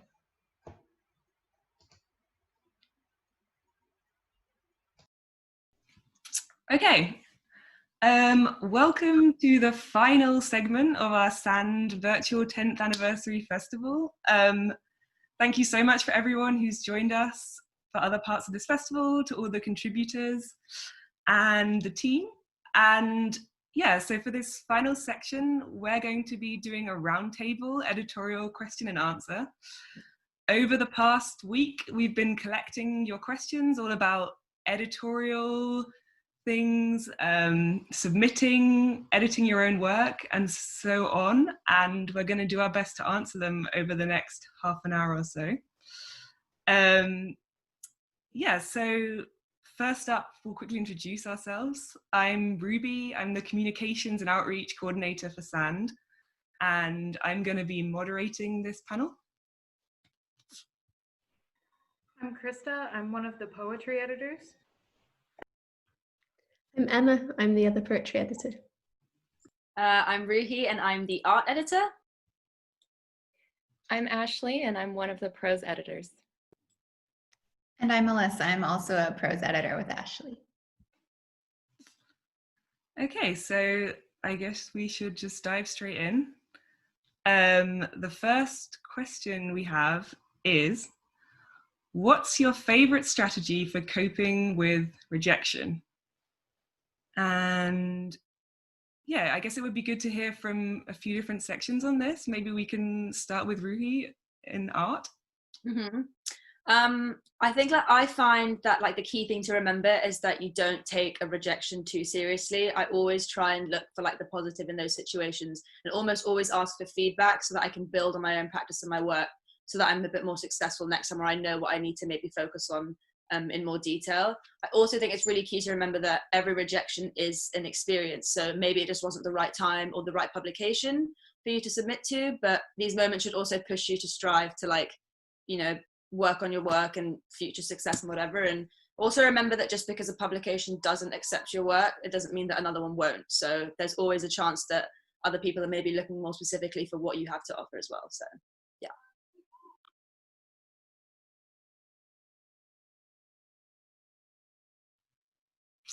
Yeah, very, very good point. Cool. Maybe fiction could add something to that from a prose perspective. Sure. And I think Ruhi made a lot of really good points. And I think one of the things that it sometimes feels like whenever you're a writer, it kind of feels like editors are sitting up in this high tower, kind of looking down on your work. And sometimes there's this feeling that they're not really cheering for you. But the thing is, you need to know that editors are always cheering for you. Because from a prose perspective, we read hundreds of stories a year, and we want your story to be good because we're reading all these stories and we really want something that jumps out at us and that we want to publish. So we're actually cheering for you because we're humans on the other end of that piece that you're sending to us. So that's, I think, something really important to remember. And what that means is that rejections are just very often due to acceptance rates. SAND is not a large market like the New Yorker, for example, but we have a 1% acceptance rate on prose. We get 650 to 750 stories every issue, and we can publish about 7 to 8 of those. So if you're getting a rejection, it's not because your work isn't publishable, it's probably just because you're not a part of that top 1% that made it out of the submissions pile. So that's a really important thing to remember. Another important thing to remember is just to make sure you're sending to the right markets. If you're sending to giant markets, then your chances of getting accepted are going to be lower because the competition's higher. And also remember, if you're getting encouraging rejections, rejoice in those. If you get a personal rejection, go celebrate with your friends because an editor took the time to write you back. That's amazing. And when you're getting those kinds of rejections, always resubmit to that journal. Resubmit new work, but always resubmit because that editor took the time to write you. They're excited to hear more from you. Really good points from Ashley on prose. And I would add that we read so many stories that we feel are on their way to greatness, but which we don't accept because there's still probably a lot of work that could go in to complete those stories. As a writer, I know that I often submit stories and then I realize later on maybe there was a plot point that wasn't quite working, or the voice is a little wooden or something like that. It's important to revisit your work and to try and complete and edit it as thoroughly as you can before you submit. Because even though we do edit Prose at Sand, it should be as complete as possible. And if you're able to get it to a point where you feel like it's pretty finished, you'll have a much higher chance of acceptance. Great. Actually, the second question leads straight on from that, Melissa, because the second question we received was, how much editing can I expect from an editor at, for example, a literary journal for a short story that I wrote? Yeah, okay, sure. Well, as I said, we look for stories to be as complete as possible because we actually, as editors, only have a couple of weeks to finalize everything in our section that we accept. So it's important to know that while we do request edits, perhaps, for instance, we'll ask if you could change the order, the way information is presented in a couple paragraphs so that it makes a little more sense to the reader, or maybe there are a few language tweaks or something like that. But in general, we do ask that the stories be at their best when they come in, as far as the author can get them to be. Yeah, and maybe just to add on to what Melissa said, which is all brilliant, you know, at most journals, you're going to get no editing. That's the case at most journals. There are a few where you should expect it. And, you know, there is a case every once in a while when we get something that is truly, truly, truly special, and we're willing to put the time in on those edits. And in that case, we might edit something a little bit more extensively, but that's work that's really special and really unique. So yeah, you should always be sending your most complete work, as Melissa said. Always expect that this finished piece is the piece that you want the editor to be reading. Yeah, great points. I guess it's a good point to make that I guess the suggested edit might seem like a critique. The fact that an editor wants to spend time on your work and like collaborate with you on it is a huge compliment, because editors are super busy. I think everyone can vouch for that. So yeah, okay. That's a really great point, Ruby. I would just jump in to add that if we accept a story, then we, as editors, are always trying to do to edit in a way that we feel like we can help the author do what they're already trying to do. So we would never want to ask for something that a writer would be uncomfortable with, or that would change it in a way that the writer would feel changes the integrity of their work.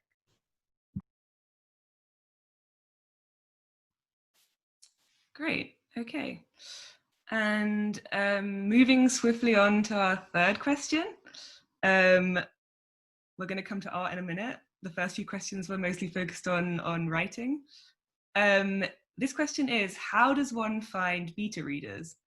Maybe someone could quickly explain what a beta reader is before we jump right in. Maybe Melissa? Sure. So that would be a reader that looks at your work while you're working on it. It's kind of a trusted source of input, somebody that you feel really understands your work. And oftentimes, at least with a couple people that read my unfinished work while it's really in draft stage, there's almost a magical quality where it feels like they understand you or what you're trying to do so well that even if the piece is really unformed, they can see through it. Oh, I mean, it's almost like there's a bit of mystery around meeting someone like that, but I think a lot of that comes from just putting yourself out there and meeting writers, whether it be in person at local writer meetups, if it's workshops, oftentimes writers will write together, or there might be talks or online groups. I was lucky enough to meet one of my closest collaborators who we call each other's muse. I met her I'm my creative writing master's, but you don't have to go to school. There are so many places where you could find these people. And of course, try and look for someone that's at the same stage as you, because there's more high chance that you'll click with each other. I was just going to come in on this as well and say that, like, even though it's not quite as ideal, obviously, as having a beta reader, I still think more informal feedback can be really useful. Like, if you don't have these networks, so you're not sure where to start, like just asking friends, even if their feedback isn't directly helpful, you feel like, I think it can still be really useful for kind of identifying what aspects about to work, like you feel strongly about, what aspects you feel defensive of or like open to, and to see what kind of parts are most like obvious to someone else, what they pick up on in your writing. I wonder if I might just add on to that, because that is such a great point, Emma. I think sometimes people feel like they have to find people who are just like them or who are writers, but actually people who aren't writers will pick up on the thing that you don't get. Like as a prose writer, sometimes you're just so inside the story that you don't understand, that your readers don't understand. Is this person standing or sitting? Is it dark outside or is it daytime? Which meal are they eating? Wait, like who is talking right now? And these just small things sometimes are the difference between a story that's really ready to go and one that isn't. So I totally agree, Emma. Like readers, anytime you can get a reader, it helps. And like just to like quickly add on that, because it definitely applies to art as well. Like I was talking to our cover artist Morgan earlier today, and I was explaining to him how like in his work I saw so many aspects of like our theme of archaeology, like this fragmented face and these like strangers, kind of like these characteristics that he was bringing in and like building all these layers and these stories. And he was just like, wait, that's so true. Like I never realized that looking at my own work, and you have been giving me that feedback and saying that, I see it now. And so it's always just about having another opinion. I think it's always going to be helpful and productive in some sense. Sure, thanks everyone for that. Okay, so our fourth question, yeah, I guess this is a very fitting question for the times that we're in. Somebody asked, is it a good idea for writers to share their work on social media, or should they only share when submitting to a publication? And I guess this definitely applies to art as well, or any kind of creative work. Yeah, so maybe Crista, do you have any thoughts on this? Sure. It's a question that I find really pertinent to myself right now. I'm still kind of navigating it too. I think as with like a lot of things, it's a question of balance. I often have to convince myself not to share too much. When I've arrived at like a place in the work that's really exciting to me, my impulse is to immediately share it. I think in part kind of relating to the past question, like I want to see if other people are seeing the same aspects that I'm seeing. But I think like allowing the work time to steep and like allowing yourself to process it is important. I tend to share some of my work, but I will keep most of it to be released like within a broader context, which could mean like either it's like a part of a series, or maybe I have intentions of it being in a collection. I also think it's wise to be careful to read, if you have a prospective publication that you'd like to see your work in, to read their policies about whether or not pieces can be published in any form, including social media, in some cases before they are accepted at that publication. It's just something good to bear in mind. Yeah, I was going to come in on that too and say that like I think it kind of depends what you're looking for and like what your aim is with that. Like I think with feedback and development, we've talked about how it can definitely be positive, and I think that can also be really positive in social media. But yeah, I'd echo what Crista says, that if you've kind of got specific plans to publish like one particular piece, then maybe really kind of do some research before doing it, because increasingly I find places are becoming more restrictive with their policies on this. But then I think that also kind of like speaks to like the power of the internet to share work. And yeah, exactly. Like Emma said, it's getting a bit stricter now, because one of the big value propositions of the literary journal, that's bringing out new work. And of course, we're mostly independent journals, and we really do function issue to issue financially. So I think a lot of journals have to be protective about whether or not the work has been published before, and the internet, of course, makes that more complicated. At Stand, we consider it published before if it's been curated either online or in print by another site, whether it's a journal or somewhere else where it's been curated. If it's published on the author's social media, we don't consider that to have been published already, but some journals have a no social media policy, so it is important to check that.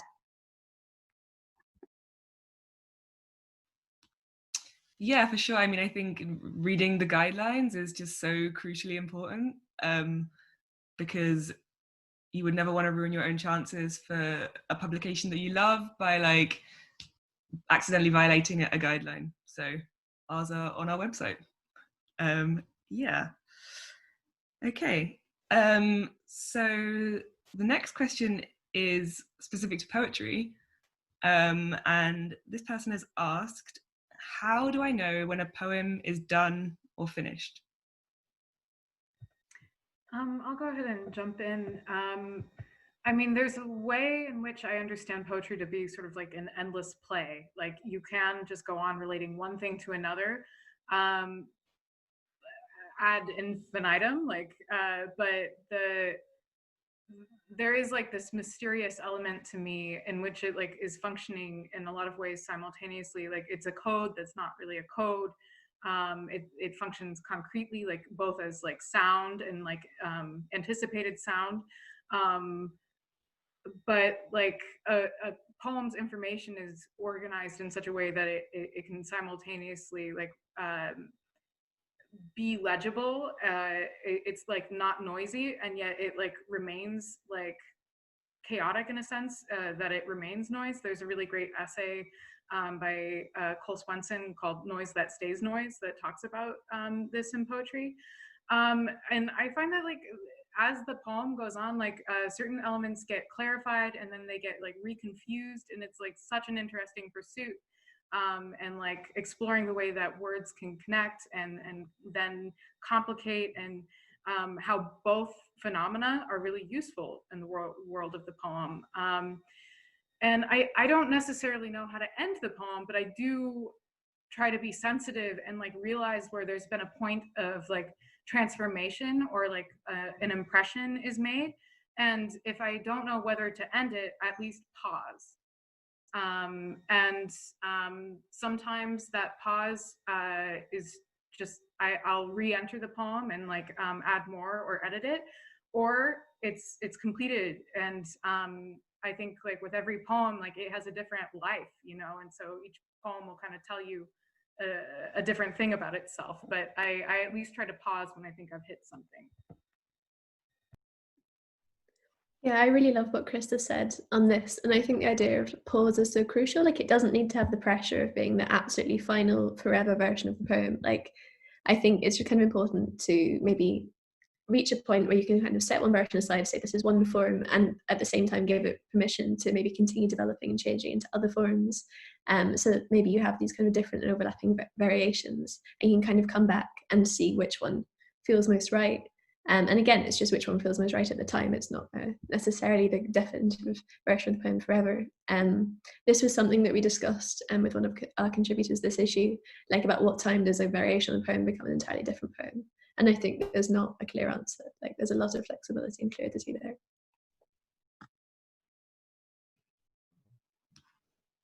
Yeah, that's a great point. I guess it's applicable to all forms of writing and art, maybe especially to poetry. The kind of the nature of a poem, but yeah, I guess writing is kind of a process as is making art, and it's a case of getting it to a stage that you feel confident and happy with it and you want to share it. But that doesn't mean they can't stop evolving beyond that point. Yeah, does anyone have anything to add on that, or should we move on to the next question? I think that Emma said something brilliant about giving yourself permission. I think that's sometimes one of the hardest things to do from any artistic practice, is to give yourself permission to write from a perspective that you've never actually been inside of, to allow yourself to do something to a character. something that might not be as nice as we want it to be, to allow yourself to write a character that's completely unlikable, but to just give yourself permission to maybe just fail even. I mean, I've had some just brilliant failures as a writer, just absolutely brilliant. I remember one time a reader gave me a single comment on a flash fiction piece. The comment was, "Hotel California?" ? Because it just made no sense. What I was doing just didn't make any sense. That I was taking a risk. I was experimenting with something. And I think giving yourself permission to experiment, fail, to try those new perspectives, that's such an important point, Emma.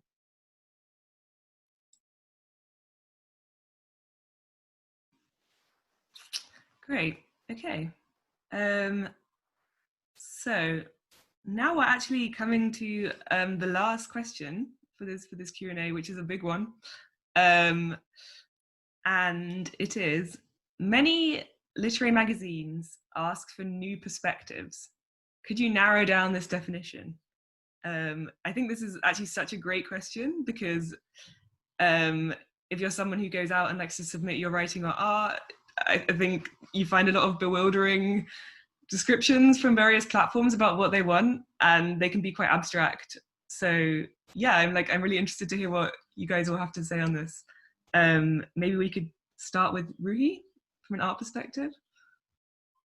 Yeah, I mean, I'd say, and like I hold this to be true for a lot of journals, is to just look at the kind of things that we've published before. So try to find a new narrative or a new direction that could benefit us as a journal to kind of progress. So like, for example, with the art, if you check the past few issues, you'll see the type of direction that we want to follow and the kind of the standard of the work that I'll choose to publish. So even if it's like more sculptural work, more installations, or more like multimedia pieces, I think that should give you, as someone who's submitting, a bit more of an insight into like the types of works that I'm aiming, like that I'm looking for. I mean, sometimes people submit work that's really similar to what I've chosen to publish in the art signature section before. And it doesn't mean that your work isn't good or up to the standards. It just means I can't republish something that's so, so similar to what we've had before. And so, yeah, I would definitely pay attention and flick through old copies of the journal, the magazine that you're trying to approach. But definitely also to add, I think new perspectives just means showing us something out there, something that we haven't seen before. Don't be afraid to take a risk. Like Ashley said previously, like earlier in the conversation, that like we're us as editors, like we're rooting for you. We want to see your work. We're here, like we're open to it. And so, yeah, we're open to everything. Just go for it.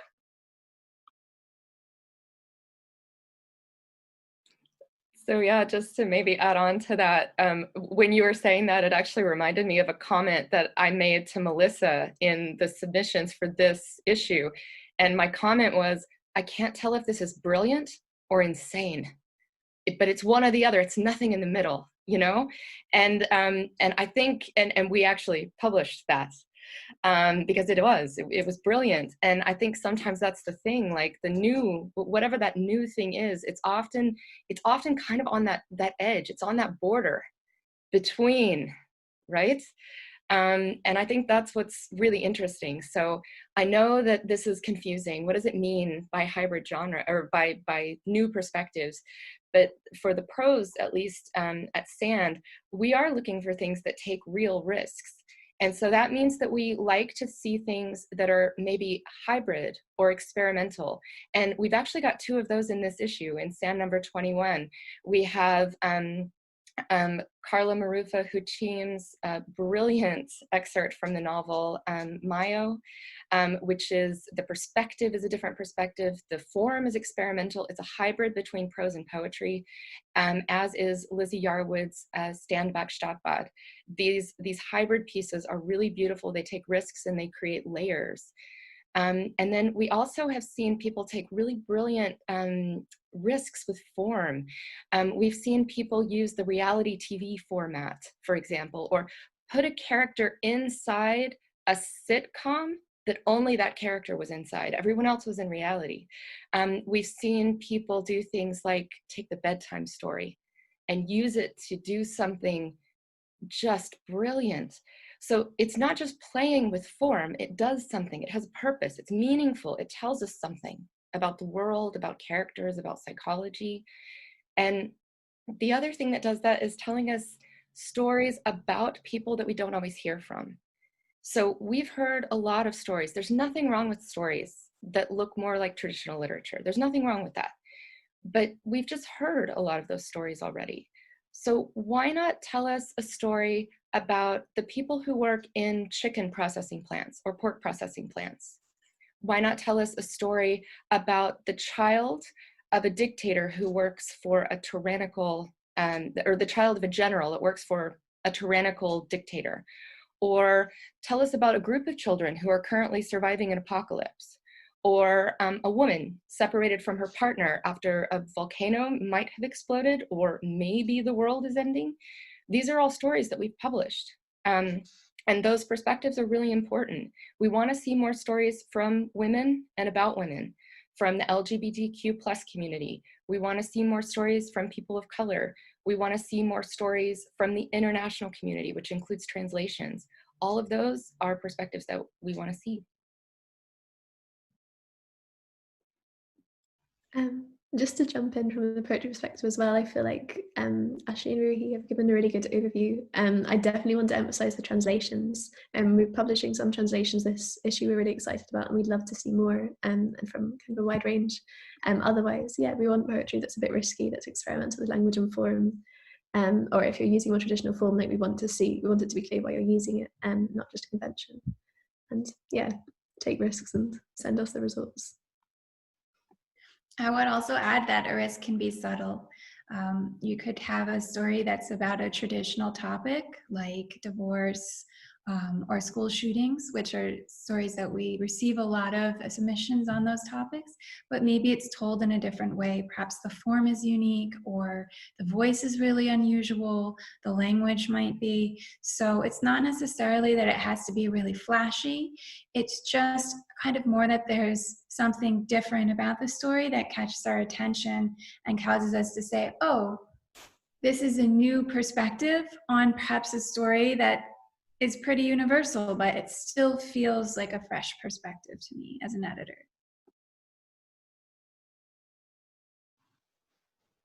Yeah, absolutely. I think I love the idea about taking risks that came up a few times. And yeah, just like thinking about these perspectives that have been, you know, sidelined and ignored in the mainstream canon for so long of both like literature and art. Obviously you can't correct history, but in terms of like Sand as a contemporary journal, you know, one of our main philosophies or aims is to like try and reflect the diversity of literature and art as it is now. So yeah, nothing is too weird, I would say. Yeah, so that actually brings us to the end of this segment. I don't know if anyone has anything to add from any of the sections. But yeah, I mean, thank you so much for joining us for the festival again. A massive thank you to all our contributors from issue 21. And if you haven't done so, go ahead and order yourself a copy of the issue, because we love it and we're super excited to share it. It's been strange working on it through quarantine, I think everyone would say, but it's turned out into something we're all really, really proud of. And yeah, I think that's all from us for now. If you've got any more questions, you could always DM us via any social media platform and we'll do our best to answer, or drop us an email. And yeah, that's it. So bye.